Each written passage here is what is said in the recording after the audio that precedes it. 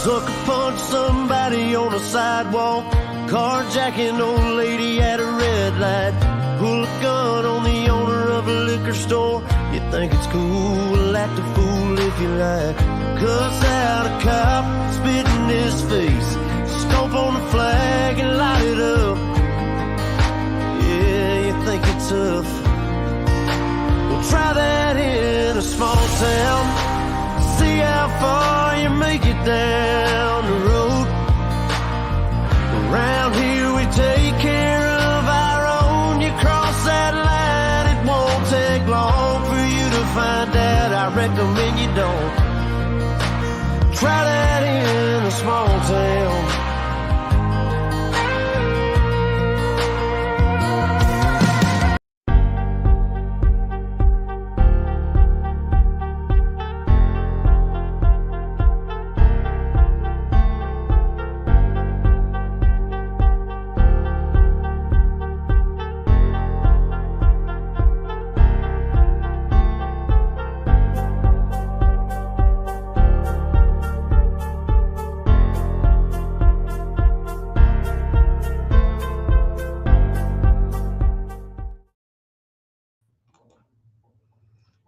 Hi, welcome to Vets Chatting with Granny Lisa.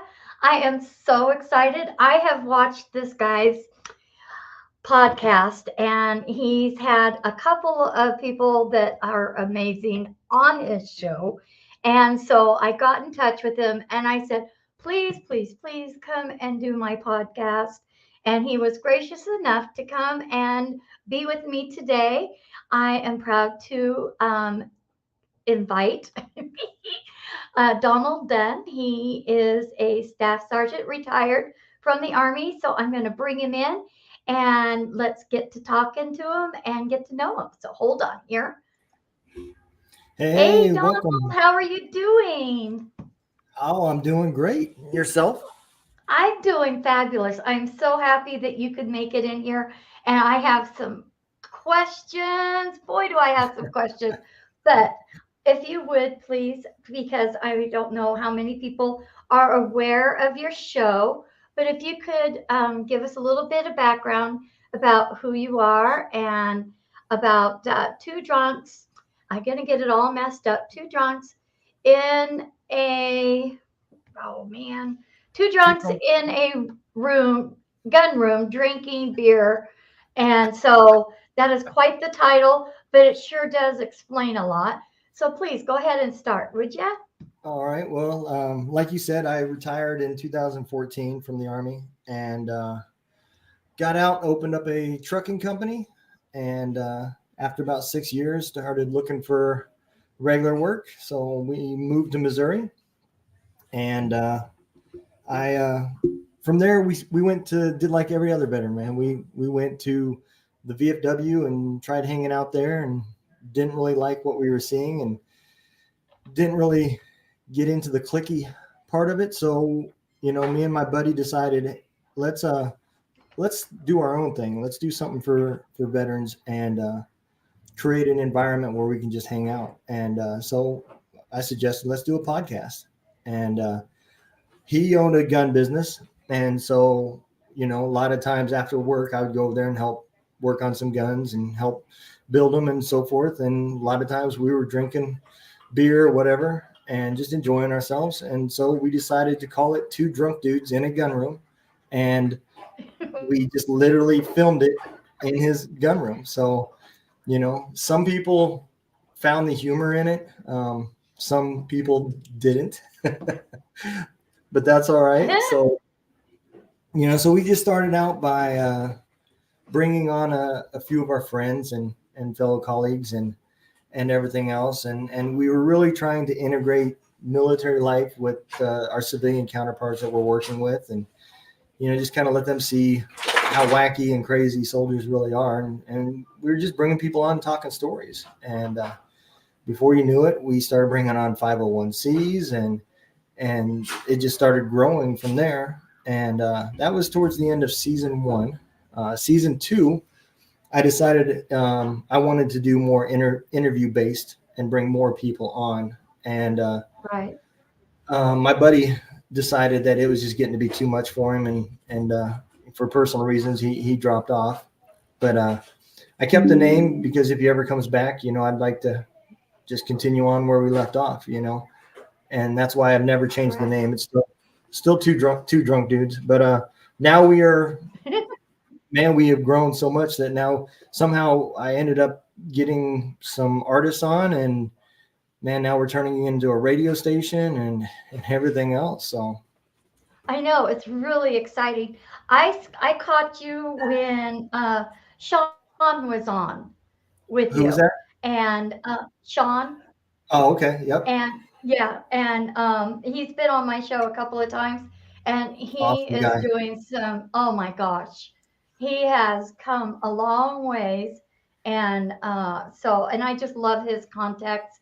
I'm always sharing it and everything, and he's getting ready to have an event coming up this next month. This month, I have to look at the details, but um, I'm excited for him, and he's really growing. He's got merchandise, and he does guest spots. So yeah, hey Sean, love you guys. But now with you, now you answered my question. One was the name. Where did that come from, and Uh-huh. why? And when you said you started doing now this season more personal interviews, Right. that really excites me because I have been finding I'm super new at this, which I think you Hmm. already know. And so when you're interviewing your guests, I'm sure that you have specifics that you want to bring out of them on what they do.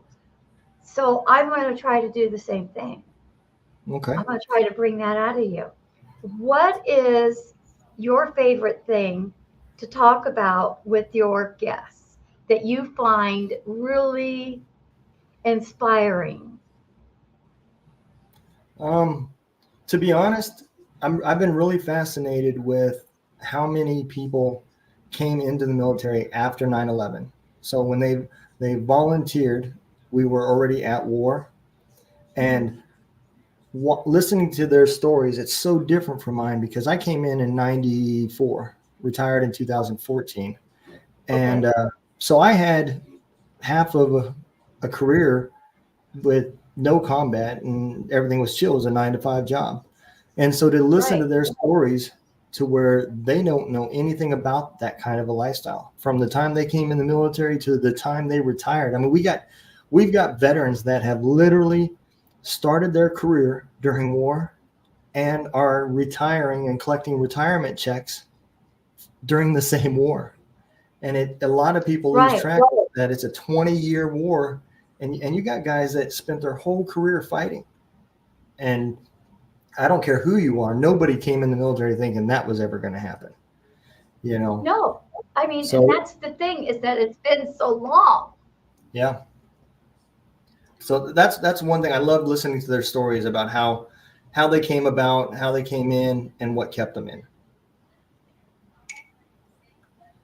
Right. Well, here, salute. I drink soda. um, I got Pepsi. that's the other thing is that I got Coke. Nothing added. But when you have them on, Hmm. you said that the career time. Right. I found it really interesting is that a lot of our military came in from being, um, I just lost my head, National Guard. Yeah. That they came in and were doing, a year going back home or over a year going back home. And then because it's been 20 years, still getting called back out to active duty again, and then Absolutely. retiring with an active duty status because they've been in the war for so long. I mean, Yeah. even though it was in different areas, it was still, they were active for Yeah. that long a period. And they did not join to go active. And No. so to be put in that position is really, life changing. So did you ever encounter that a lot of them, because I just learned this, when they come back from active duty, Hmm. they just turn in their weapons and stuff and go home. To where when we got out and it was a whole different process. Right. So there was a lot of things that happened with our reservists and National Guards. I know within our branches we all give them shit, call them weekend warriors, nasty guard, whatever, Hmm. And but the truth is, they literally have some true dedication. All right, and I'm going to give you a great example. Good. So I was in the 160th for 10 years, and we were only a battalion size element. So we had about 300 and some people. And we, at one point, we were in the United States, Iraq, Afghanistan, the Philippines, and down south in South America. So that's 5 different places that we were operating out of. And we just didn't have the manpower to keep everything running in the States. So Right. they called in the Iowa National Guard, and they took over for us in the United States. They were running day-to-day operations for us. And some of them, because of how short we were, some of them actually did deploy and go forward with us. Now, some of these guys were business owners. I know of one for a fact. He owned his own truck. He drove for himself, making probably close to 6 figures a year, and was an E4, not deployed, making regular E4 pay in the United States, trying to support a family on a budget that used to be 6 figures. And when you own your own business, there is nobody there subsidizing the difference from what you made to the difference. No. I mean, it's just not there. And to see the fact that Right. he was in the United States, not even deployed, he was deployed from Iowa to Georgia and did not get combat pay, didn't get any of that stuff, and had to talk to his wife and hear about all the problems that they were having and issues with his truck and the guy that they were trying to get to drive it. And I mean, just to hear these stories, I was just like, wow, man, I never even thought about some of these guys that are going from full-time careers down to E4 pay. And Right. so there's a lot of things about them that were different. And absolutely, most of them did not sign up to that. You had a few that was looking for every active possibility because they were young and didn't have any obligations and the money was better. But there was a lot of them that Right. just wanted to do their part. And to see them struggling with their businesses, it really weighed on me quite a bit. And one of them, I still in contact with today, the one that deployed with me. And he's came back out to Georgia, and we've had dinner, and he's met my wife and I've met his, and just that brotherhood there. And so I don't Right. care, National Guard, reserves, whichever. Yes, maybe they do. So they have different processes too. They come back and then they have to go through MOB, and I don't know what all they do when they go through that, but they don't get to just go straight from back to their wives, turn in the weapons and go back home to their family members. They have to demob too. And there's I think it's mostly like paperwork type stuff, like their pay and changing everything back to the National Guard and all that Right. stuff, But it is different than what we go through. We come back home and interrogated and limited on the amount of time Yeah. we're allowed to be at work, and limited amount of time you can be with your families and all that stuff. So there is differences to it. And I think it's more challenging for them. Active guys kind of get used to it, and you got Right. guys that are going civilian mode, and then 1 week out of the month they have to go back into military mode, and it's just completely different. Yeah, I was really surprised because I did not realize that. I don't know why I didn't realize it. I think I just had a blind eye to what really Yeah, happens to the military and our, you know, active to inactive, and it's just our reservists.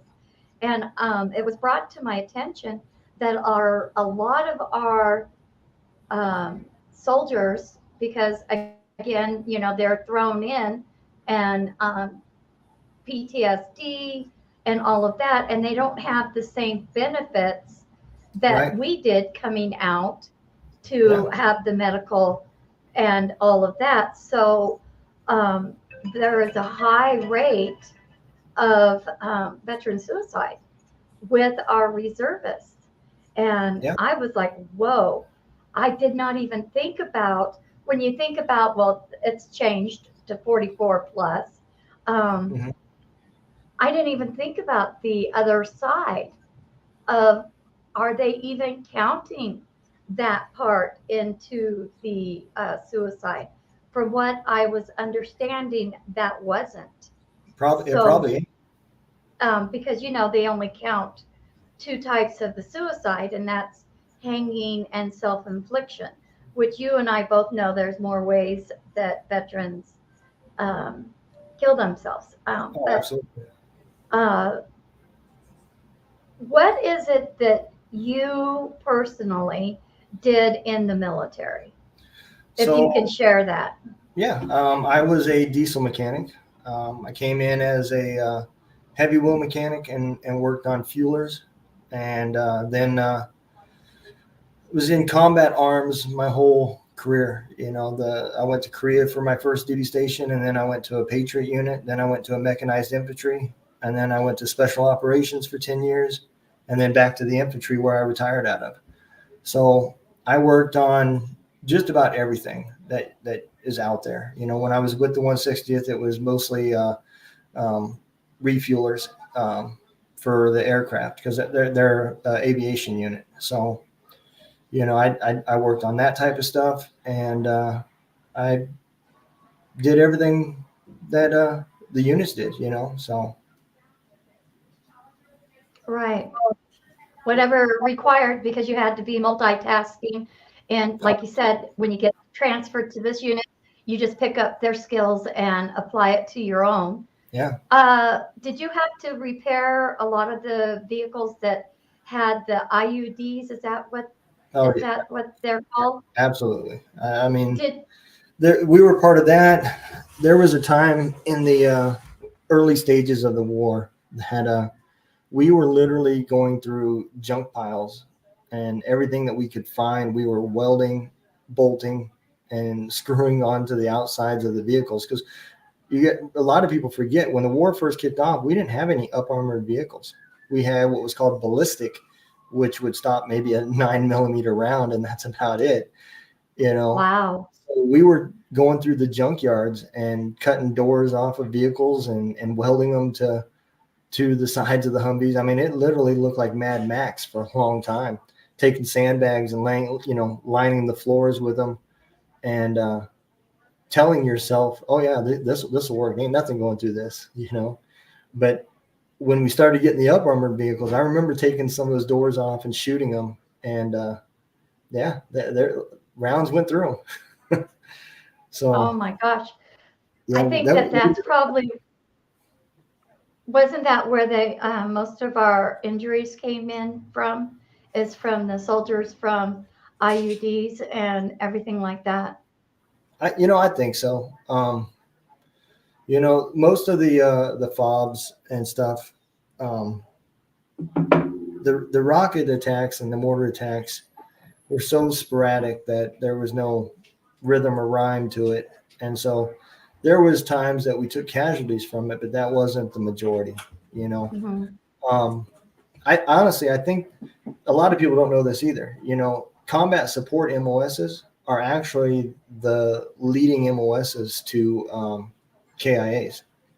And the big reason for that is because as the war kept on going and our forces were becoming more stretched thinner and thinner, they started looking at ways to shorten the convoys and multitask people. So they were taking mechanics and stuff like that, and using them as security forces for convoys.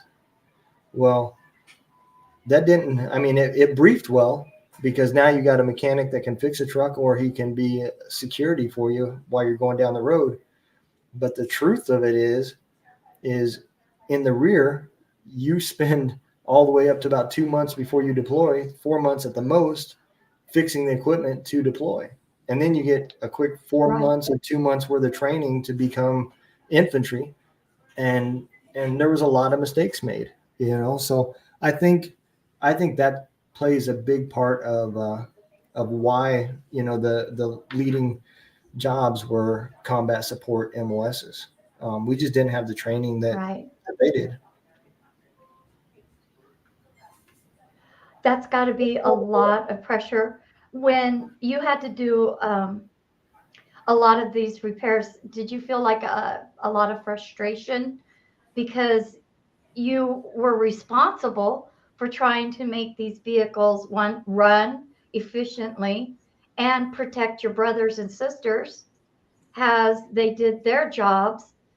How did that affect you personally? And I'm sure you had people under you because of your rank and, that were working with you. How did you guys, one, manage the stress of that and come to terms with that? So that's a good question. I've never been asked a question like that. That's a really good question. Um, and this is what I instilled on a lot of my soldiers. I explained to them, when you are tired and you're working on that equipment, when you go to bed, you need to know that somebody's going to rely on that piece of equipment to survive. Mm-hmm. And you have to ask yourself, would you get in this vehicle and go outside the gate in it? If that answer is no, then you're not done. And you might be tired, but you get to stay in a bed inside the fob. You're not going out there risking your life. So you being tired or letting somebody else know to take over becomes more important. And it's hard because the soldiers that we got were young. I mean, the recruiters had no Yeah. issues with getting people. And to try to get them and then instill that kind of mentality was difficult. It required a lot of extra checks and balances. Um, my last deployment um, was in Ramadi, and we set up a maintenance point for the convoys. So they would come to us. The drivers would get out and go get some food and rest, and I would have mechanics down there, and we would go through all the vehicles before they left. If there was something that was wrong, we held up the convoy for us to fix it, so that when they went back to where they came from, they left our area with a good vehicle that was going to make it. And I think that caught on after they seen it. When we started getting vehicles that were taking IEDs and they were seeing the effects now, because now they were doing repairs on vehicles that had been hit somehow with something. And when you start seeing that, it becomes an eye opener. Right. So I think the time over there matures a young mentality person extremely fast. You're forced to grow up and know when to play and when to take things more serious. Okay. So when the reality hit for you and everybody else, and you didn't have, let's say, the right parts, I'm sure, like you said, you were hitting junkyards, anything that you could do to secure those vehicles to be as safe as possible. That's got to work on your psyche Yeah, because it you can becomes only do with what you have. yeah, it becomes stressful because the unit is required to have a certain amount of vehicles to accomplish their mission. And so as vehicles go down and they need repairs, you find yourself cannibalizing one truck to fix another truck, which takes that truck that you took the parts from to be out of commission even longer, waiting for parts that weren't on order 10 minutes ago. But the problem with that vehicle was originally ordered 2 weeks ago. So Right. then they get the parts. That truck would have been up, except we were forced to take parts off of it to keep other things going. Because, I mean, getting parts in a timely manner, there's another thing that a lot of people don't understand. You know, the supplies go where the battle is. And Yeah. in Afghanistan, it would flip flop between north and south. You know, in the summertime, everybody fought in the southern region down by Kandahar. In the wintertime, the battle was taken up north, up by um, Bagram and Kabul and those areas. And once that happens, that's where those jets are going. That's where all your supplies are going. And so you have to wait until you can get a aircraft that's going to bring you the stuff, because FedEx ain't the ones bringing it. Yeah. Wow. That's really hard. Um, when you had the soldiers that were coming into you, and I'm sure that the drivers and everything were sharing their frustrations on Oh, yeah. what's going on and how can we fix this or protect us more. Um, did you have to do a lot of creativity in design? Oh, yeah, absolutely. So again, like when we're talking about early stages of the war, the other part of this was we were adding all this extra weight onto the vehicles, but the suspensions were not designed for it. Oh, So wow. they would go out the gate, and by the time they came back, your brand new ball joints and everything else were just blown because of the terrain and all the extra weight that we were putting on it. And there's nothing you can do about it, other than just keep Yeah. changing, and it does become frustrating trying to come up with better ways when you're forced to use things that are just over there. Um, and I think that's one thing that the maintenance. I'll give you another. For instance, we were in Kandahar, and this was right after we took the airport, and Oh, okay. we didn't have anything. You know, we were burning our shit and peeing in tubes that we buried into the ground 3 feet down. So to try to give ourselves some sort of comforts, we found a phone booth and we made a bathroom out of a phone booth, and we found a washing machine, found two washing machines in the junkyard that was there, and we didn't know if they worked or not, but we took the water that was running our shower tent off of, and we put a sump pump in it. We hung 2 5-gallon fuel cans above it, and we took the float for your fuel gauge out of a Humvee and a relay from a generator that would take the AC voltage and turn it into, or DC voltage, turn it into 110 voltage, and would turn the pump on and off as the float would come up. And that's how we ran the washing machines.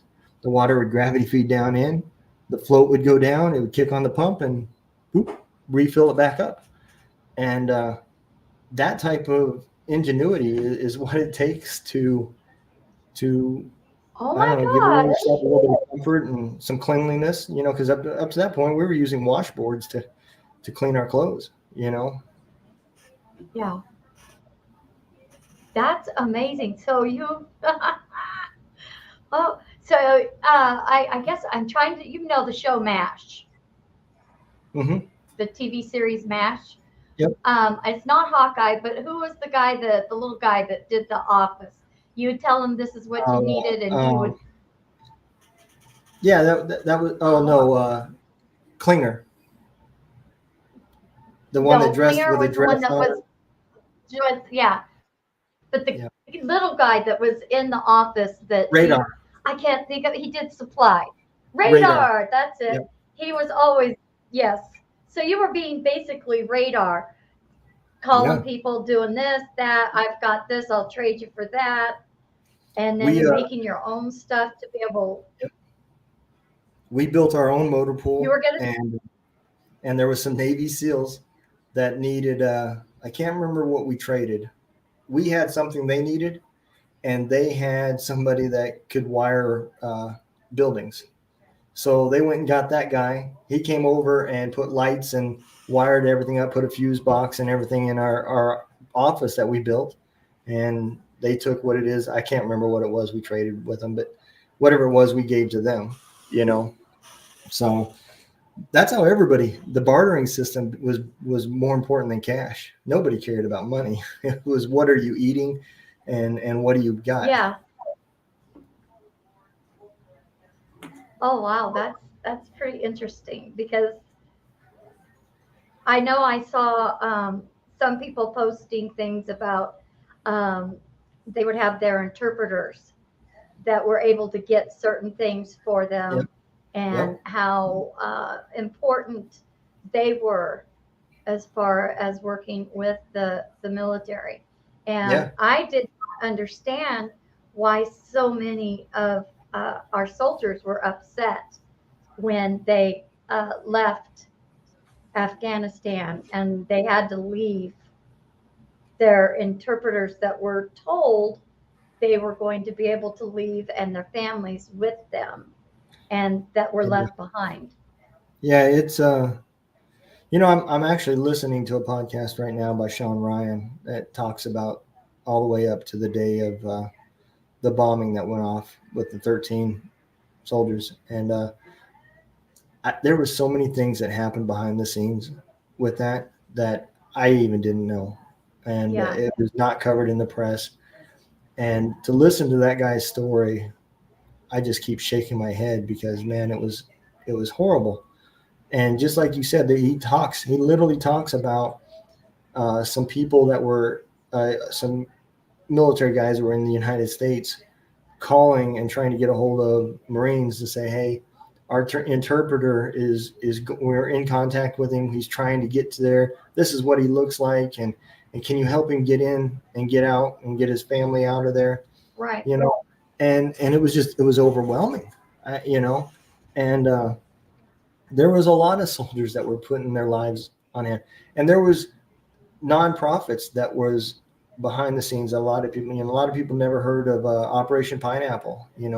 When I first heard about it, I thought it was just a bunch of joke, but it was a real group of guys that were Americans that was going over there and trying to help pull people to foreign countries to get out of there, you know, because we left them with murderers yeah, and rapists. You know, that's what we did. right. So Yeah, yeah, I don't agree with what the commander in chief chose to do. I think it was completely wrong, and I don't know why the generals and all of that agreed to the plan because it had never been done before, yeah. you know. So it doesn't. That's a whole nother subject, but And I think a lot of soldiers too. I know I can speak for myself. I ain't gonna speak for everybody, but myself. Though I did 68 months total, if you count the 9 months in Bosnia that I did deployed out of 20 years. So that's over 20% of my career was in combat. And the one thing that I always said to myself, because as the war went on, there was more and more stuff that I seen that I did not like. Um, the reasons why we were there, the just stuff became more evident that we weren't being told the truth. And right, the one thing I always told myself is, no matter what, as long as we finish this, my kids won't have to do it, or my grandkids won't have to do it. yes, And to watch us finish the way we finished, knowing our grandkids or our great grandkids are going to be back over there again because it wasn't done correctly. That's a long time to bleed mhm, yeah, and to know that the way it ended. I agree. I completely agree. And I think that's why, um, I mean, I think every war and military um, has their good and bad, exactly. Uh, Absolutely. the bad usually the bad usually comes from the government not fulfilling their commitment towards the soldiers and veterans. But I think that it's such a common word now. Oh, I got PTSD. I stubbed my toe. Yeah. And I'm talking about trauma outside of the military is different than trauma in the military. Um, and Yeah, I I don't see that know. change too. And that's one thing that I don't think our generation realizes. And there's such a disconnect, almost like it was for our Vietnam brothers and sisters. Yeah. If you look, so we talk about this quite a bit on my show, and everybody says, you're never going to get a Vietnam veteran to talk about it, and everybody's like, how can the people that are coming back now, they're so open about what's going on and how they're feeling, primarily when they get out. That's when it happens.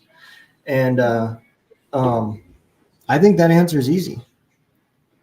We had a country to come back to that was proud of us, welcomed us. I remember landing at airports and the USO walking in front of us clapping, and it causing everybody else in the airport to stand up and start clapping and being happy that we were coming home. You know, the Vietnam veterans didn't have that. They had people spitting on them, calling them Mhm. baby killers. Would you talk about it if you thought every single time you spoke about it, you were going to be judged? Oh yeah, So yeah. that the I mentality affected the treatment drastically. Yes. Oh, I agree. It was horrible because you hear the ones that have opened up and talked about their service in time. Hmm. It's sometimes not even their own children know what they went through. Yeah, Um, it's crazy because they are still fighting. Can you yeah, believe it? Still fighting on getting coverage on Agent Orange, even with the yep, new pact that was put out. There's still areas of Vietnam that they're not even claiming that when that Agent Orange hit the rivers and hit the dirt and everything else, it traveled. So yeah, you may not have been exactly where it went, but if you were downriver from it, you were exposed to it. If it yeah. was windy, all that kind of stuff. Come on. Even Kandahar, when Kandahar first opened up, it was not a huge place. The burn pit was literally about 2 football fields away from where I slept. The Mm. range was literally probably a few football fields away from that. You know, and you just don't own a bunch of ground and territory when it first kicks off. You know, Right. you have to slowly push yourself out, and so absolutely, people are going to be affected with that type of stuff because it's right there, Hmm. and everything's enclosed, so everybody's going to breathe it. That burn pit does not stop burning. Once they No. start that fire, it stays burning nonstop. And there's so many of our soldiers that have, cancer, Hmm. other breathing issues, and they're not even getting the help because they weren't in specifics. And it's Right. like, are you kidding me? That's just crazy. And the new pact. Oh, yeah, go ahead and sign your name that you were in an area of the pact, but that doesn't guarantee that you're going to get help later. No. It's just stupidity. It's a way of putting a band-aid to shut people up. But it's the people that are being shut up is civilians. It's not shutting up the veterans who are actually being affected, right? Yeah. No. And And I've always said, as a veteran community, we have to get past relying on the government. When Mhm. we were deployed, we relied on each person's skills. There was times that I got treated by somebody that was not a doctor; he was a medic, because I relied on his skills, and Yep. I knew how good he was or she was. And no different than mechanics and cooks and supply guys and infantry guys. We all have backgrounds and stuff that's we came from. Some of us grew up on farms, some of us grew up working on buildings and stuff. Yeah. So as a military community, while we were in, we relied on each other's skills. Right. It's no secret, none of us made a lot of money. So if your car broke down, you probably asked the guys that worked at the motor pool if they knew how to fix whatever it was.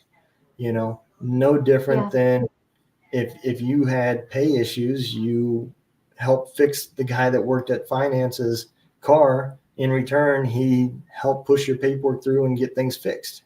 You know, Yeah. so it's important that now that we're out, that we don't stop doing that. As a veteran I community, know. we should be helping each other. Do you think that that's also why? Because I'm just amazed. I did not know. Now I'm older. I'm 61. So Mhm. I did not know any about this. Veterans, I heard just about American Legion, VFW. Right. I am amazed at how many organizations that are out there, veterans helping veterans. And a lot of the things that are happening is that the guys are getting out and they've lost that circle that you just talked about, that family and that band. Yeah. And I think that with you doing your podcast, you're opening the doors for one veterans to talk and share. And I really do appreciate you doing that. And I know you have to get to your own show.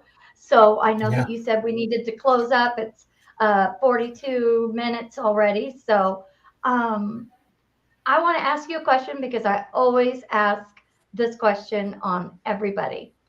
If Okay. you had to go back into the military under the Hmm. current commander in chief, would you? Yes.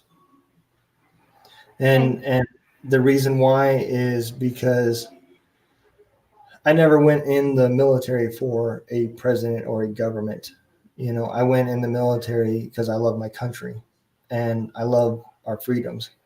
So think of it this way. You get a lot of young people that when they get mad at somebody, they turn around and make themselves look bad. So, like if you get mad at your boss, you start doing your job poorly to get even. Oh, When the yeah, I've heard of reality, that. the reality is you just made yourself look bad, right? Right. Why would I allow my country to crumble just because I didn't like the president? So, I went in because of my country. I was needed a job. I had a family, and I was very patriotic. I loved the country that we're in.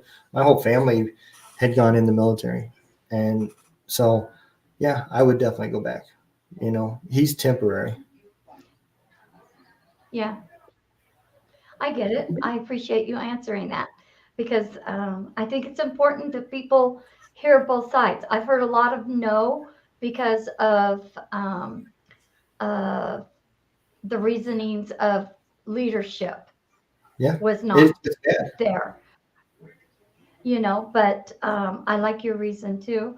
I've had somebody else say yes and no. One, if it prevented their grandchildren and future great grandchildren from having to go and fight, that they would go back in a heartbeat. So I think I hear that in your answer too, is that you Absolutely. love your country and you love your family, and you would do that for them, not the leadership. Yeah, yeah, absolutely. You know, Okay. Well, you know what, Donald? I Time went by way too fast. I have a lot more to ask you, so we're going to have to do a part two. I sounds keep great. saying this to everybody. We got to do a part two because I didn't get everything that I want to know, and I'm a nosy person. I'm a granny. I can't help it. Grannies like to know everything. Yeah, And absolutely. so I want to know more. So, is there any kind of closing that you would give to anybody that's currently in the military or currently getting out? A piece of Uh, advice. so if you're currently getting out, um, the worst thing that you could do, especially if you're having problems, is isolate yourself. Reach out to any of these podcasters and ask questions.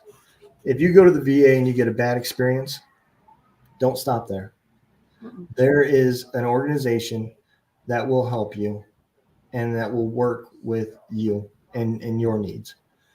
So if for me, therapy was not what did it for me. Believe it or not, I have gotten more from podcasting than I ever did sitting and talking to a shrink. The medication helped, but podcasting has opened me up a lot more. And that's one thing. We just talked about this in our motivational podcast that I do with Sugar Rose yesterday. If you don't want to talk to people about it, you don't have to. Just saying and talking to yourself, talk to your dog, write things on paper, pretend you're going to write a book, whether you ever turn it into a book or not, that doesn't matter. But the fact that you stop and think about how you're feeling and you put it on paper and then can later go back and look at it and reevaluate what you wrote and look through different eyes will do wonders for you. It will I make you agree. think I about it agree. without dwelling on it. And that would be the best advice I can give somebody, is to reach out and to not give up. Just if you need to talk and you don't feel comfortable talking to other people, talk to yourself, talk to a dog, but get it out. Don't hold it in. Yes, I agree completely. Donald, thank you. You have a great show, and I definitely will set up another part two. Okay. Sounds great. And All right. you should check out tonight's show because the guest I'm going to Oh have yes, is a Coast Guard yes. veteran, and she's got an amazing story. So I think you'll Ooh, I enjoy it. love it. A female. Yep. Where can we watch it at? Give me Uh, the specs here. you can go to gunroomradio.com/webinars. It's on there. You can go to the Two Drunk Dudes in a Gun Room Facebook page, Gunroom Radio Facebook page, my personal page, Donald Dunn, um, our YouTube channel, and just about any MBR channel. So Okay, it's out there. You Military can find it. Broadcast Radio. Yep. .us. Yep, definitely. Awesome. And that's coming up at 5 o'clock my time. Yep. And that's 6 o'clock your time. Uh, Or are you 7? I'm 7. Yeah. No. It is almost 6. You know what? We could keep going actually. I'm thinking. You must be 2 hours behind me. I am a Mountain Standard Time, so I Yeah, live 3 in hours. Montana. Yep. So you live where? I'm in Missouri. So that's an hour ahead of me. Yeah. Yep. Yeah. Because my show don't actually start till 7. So I don't know why. I guess I got mixed up in the thing. So yeah, if you want to keep Okay. going, yeah. Well, we got like 10 minutes. So, hey, that works for me. Yeah. Now, okay, so just because I'm curious and I'm Granny, you said that you had or do you have a trucking company right now? I sold it. So I made some mistakes when I got out.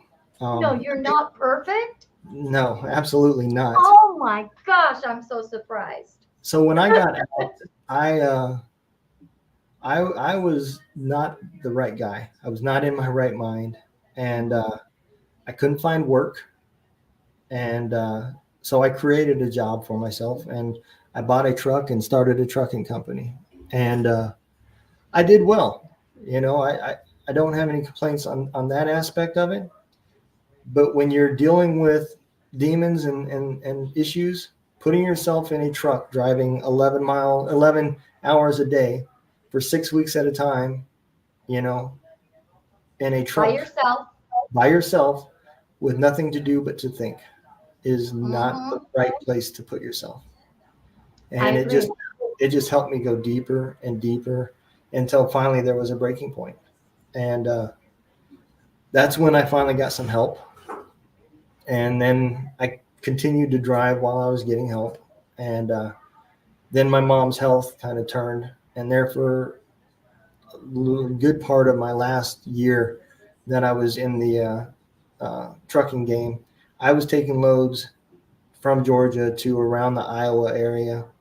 And then I would stop in, see my mom, knock out her honeydew list, and then go back out on the road, stop back in, and so forth. Well, when COVID hit, the freight got really hard to get.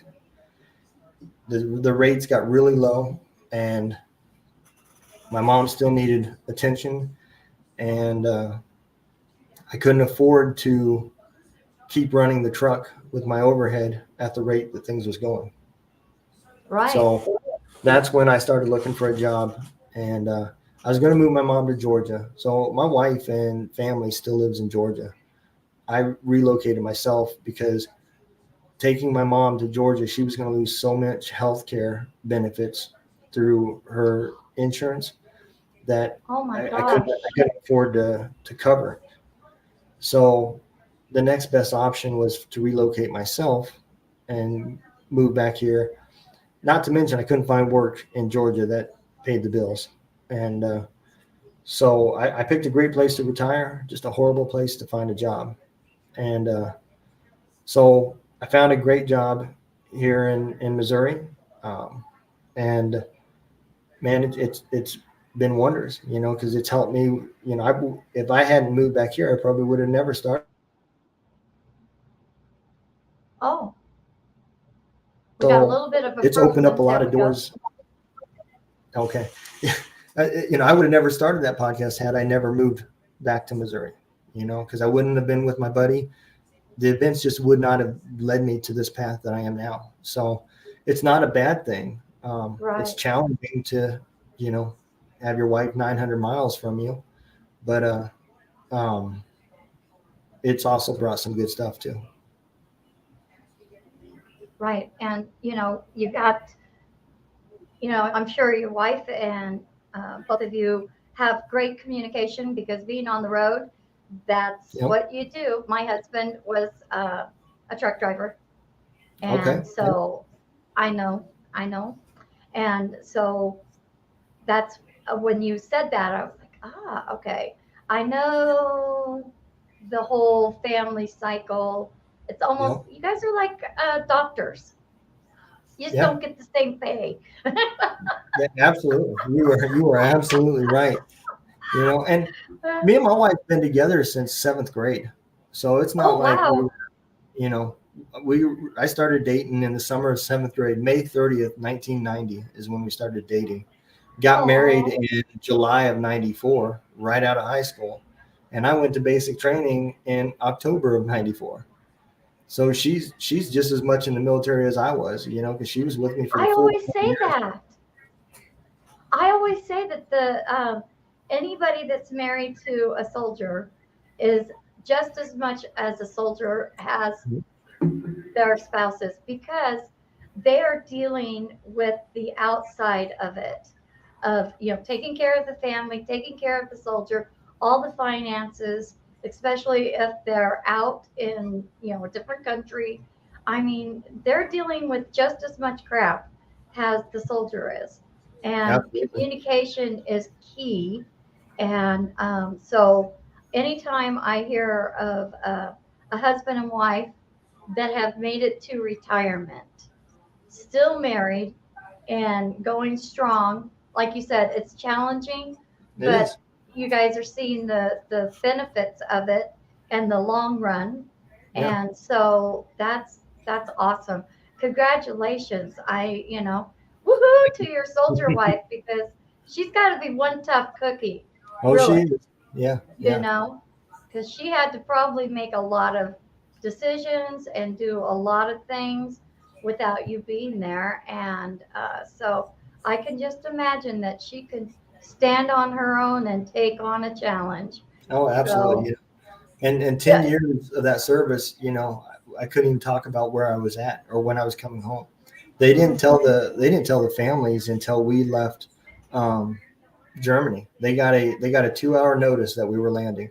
That's all they would give the family members. Oh my So, gosh. and there was many times I got up and went to work, and a couple hours later I had to call her and say, "Hey, grab my bags and have them ready for me. I got to go." And I'd drive all the way back home, grab my bags, and be on an aircraft taking off. So it's even tougher because she doesn't know how long she has to do it. You know, could it be three Yeah. months? Could it be a year? You know, so And then not knowing where you're at on top yeah, of it. yeah, Don't know what kind of situation you're getting into or when she's going to even hear your voice next. Yeah, yeah, that's crazy. That's why I said I think that they're just as much in the military and I think they should have benefits too. I seriously absolutely. do. I do too. I I mean, I don't know why nobody's ever really pushed for it because uh our government their spouses get benefits. Yeah, So why doesn't and our soldiers' you know, wives? why isn't there a program for the military spouses on having to deal with PTSD through their husband? Oh, exactly. You know, Exactly. Because uh because I do we're starting a series. It's called Leftovers hmm and it's dealing with soldier suicide and what the spouses go um and are dealing with the leftovers after they're gone. yeah, You think about the fact that you lose half your income or maybe even your full income. You yep, don't get benefits. It depends on if they were active for so long and if they were a reservist. Most of the time, they don't qualify for any kind of spousal benefits. yep, Children don't get any benefits. They yep, only get it through, Social Security. And so the spouses, I mean, you have a veteran that, was active like 18 months. They were dealing with everything, and then they have their husbands come back and do themselves in. It's yeah, like, and they were dealing with the nightmares, the demons, and all of the violence that they may have encountered, and the children. yep, It's they don't get any counseling. They don't get nothing. yep. I agree.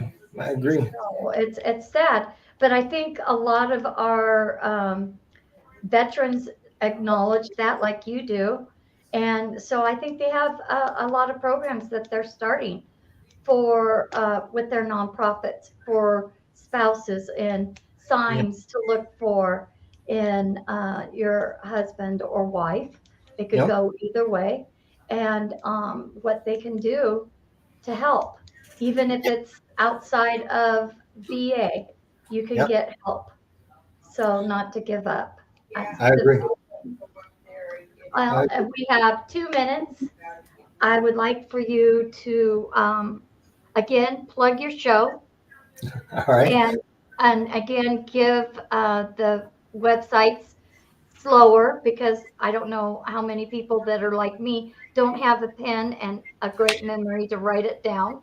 Okay. But if you could So, share that again.